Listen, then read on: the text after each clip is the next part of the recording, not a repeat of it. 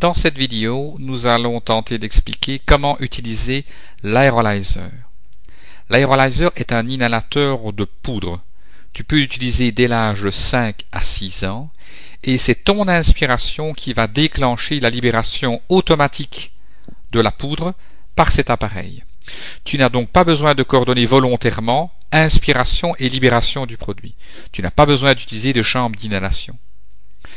La prise de chaque dose de médicament est assez rapide, elle ne te fera que 10 à 15 secondes. Cet appareil a plusieurs caractéristiques pratiques. Il produit un bruit inspiratoire lorsque tu prends le médicament, correspondant à la rotation de la gélule dans l'appareil, ce qui est rassurant. Le goût sucré après l'inspiration te rassurera quant à la bonne prise du médicament. Tu pourras également, après inhalation, réouvrir l'appareil et vérifier que la gélule est bien vidée de sa poudre. Enfin, cet appareil est très aisément transportable. Mais tu devras transporter à la fois l'appareil et les gélules séparées. Le débit buccal est considéré comme important, il s'agit d'un inhalateur de poudre. Tu pourrais donc présenter, si tu ne te rinces pas la bouche, des mycoses, de l'irritation laryngée. Donc, après inhalation, il vaut mieux réaliser un rinçage de gorge et recracher ce produit de rinçage. On considère que le dépôt pulmonaire par l'aérolyzer est bon. Quels sont les produits que tu pourras inhaler avec l'aérolyzer? D'abord, le formoterol fumarate, c'est un bronchodilatateur à longue durée d'action, donc un produit qui ouvre tes bronches pour environ 12 heures après chaque prise. La boîte contient 60 capsules qui contiennent chacune 12 microgrammes, 12 millionièmes de grammes de produit.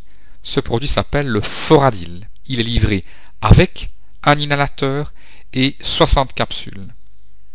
Tu pourras également prendre avec l'aérolyzer le budesonide, qui est un corticoïde inhalé.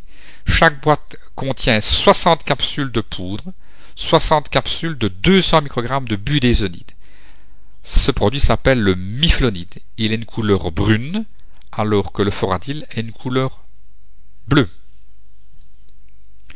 Comment préparer correctement l'aérolyzer, qu'il s'agisse du miflonide ou du Foradil?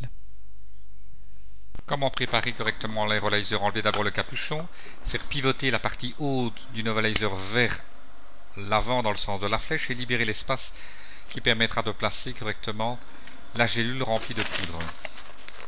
Voilà, la capsule est bien remplie du médicament sous forme de poudre et nous allons pouvoir la placer dans le nebulizer, dans l'espace adapté.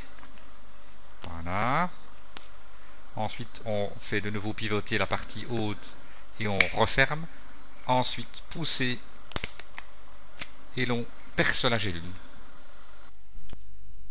En résumé donc, pour pouvoir bien préparer l'aérolyzer, il faut avoir les mains propres, enlever le capuchon protecteur, faire tourner le dessus de l'appareil dans le sens de la flèche, ce qui va libérer l'espace où tu vas pouvoir déposer la gélule pleine de poudre. Ensuite, tu refermeras en faisant pivoter dans l'autre sens l'appareil, et l'appareil refermé, tu pourras pousser sur les deux boutons à gauche et à droite de l'appareil, ce qui va provoquer un double crack qui correspond au percement de la gélule par les picots métalliques à gauche et à droite de l'appareil. Maintenant qu'il est préparé, comment inhaler correctement son médicament avec l'aérolyzer? D'abord, percer la gélule, ensuite expirer, mettre bien l'embout en bouche en maintenant la dentition ouverte, inspirer à fond, réaliser une apnée de 10 secondes environ, ensuite expirer passivement, idéalement se rincer la bouche et vérifier si la gélule est bien vidée. En résumé donc, tu dois d'abord expirer à distance de l'aérolyzer pour ne pas mouiller la poudre avec l'humidité de ton expiration, ce qui fixerait la poudre et l'empêcherait de sortir. Ensuite, tu places tes lèvres bien serrées sur l'appareil en laissant ta denture bien ouverte et tu inspires fortement et de manière prolongée. Tu inspires à fond. Ceci va faire tourner la gélule, ce qui va provoquer un bruit caractéristique. Tu ressentiras un goût sucré sur la langue. Après une apnée de 10 secondes, tu pourras expirer passivement. Ensuite, idéalement, il vaut mieux réouvrir l'appareil et vérifier que la gélule est bien vide. Si la gélule n'est pas vide de poudre, c'est que tu n'as pas inspiré de manière suffisamment intense et suffisamment prolongée. Revoyons en une seule prise, enlever le capuchon, faire pivoter le haut du nebulizer vers l'avant, ce qui va libérer l'espace où on mettra la gélule et où les picots pourront percer la gélule lorsque tu pousseras sur les boutons latéraux. Nous prenons donc la gélule qui contient le médicament sous forme de poudre, qui est bien présente dans la gélule. Nous plaçons la gélule dans l'espace adapté et nous allons pivoter le haut du nebulizer dans l'autre sens. Clac, il est fermé. On va pousser pour percer la gélule. Le médicament est prêt à être inhalé. Expiration, mettre la main en bouche. Inspirer à fond, dentition bien ouverte, puis réaliser une apnée de 10 secondes environ, puis réaliser une expiration passive. Idéalement se rincer la bouche et idéalement vérifier que la gélule est bien vide. L'aérolyzer est donc un inhalateur de poudre qui permettra de traiter ton asthme dès l'âge de 5-6 ans.